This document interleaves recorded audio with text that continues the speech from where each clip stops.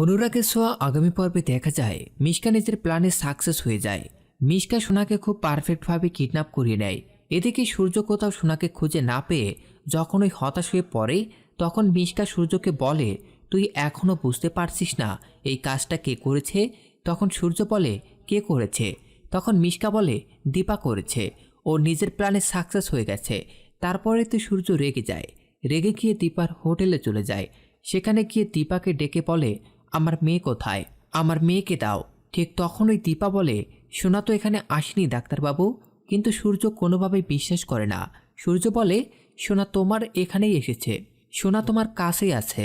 আমার মেয়েকে তুমি আমার কাছে ফিরিয়ে দাও, না হলে কিন্তু খুব খারাপ হবে। কিন্তু দীপা বারবার একই কথা বলে, সে সোনাকে দেখেনি। এদিকে মিশকা তো সমানে কাঠে দিতেই থাকে। সমানে কাঠে দিতেই থাকলে সূর্য বলে, দাঁড়াও, তোমাকে আমি এবার ছাড়বো না, তোমাকে আমি পুলিশে দেব। বলেই সূর্য পুলিশকে ডাকে। পুলিশকে ডেকে বলে, ও আমার মেয়েকে কিডন্যাপ করেছে, ও আমার মেয়েকে সরিয়ে রেখেছে, আমার মেয়ে ওর কাছে আছে।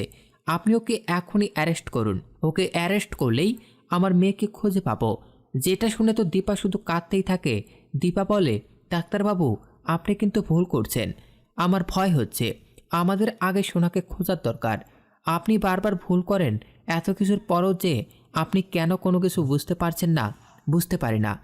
এদিকে মিশকা তো কোনোভাবেই দীপার কোনো কথা শুনতেই দেয় না সূর্যকে। বারবার বলে, তুই ওকে অ্যারেস্ট করা। আর তারপরে পুলিশেরা দীপাকে অ্যারেস্ট করে নেয়। তো বন্ধুরা, দীপাকে তো অ্যারেস্ট করালো মিশকা, কিন্তু সূর্য কি নিজের মেয়েকে খুঁজে পাবে? আপনাদের ঠিক কি মনে হচ্ছে তা অবশ্যই কমেন্ট করে জানিয়ে দিন।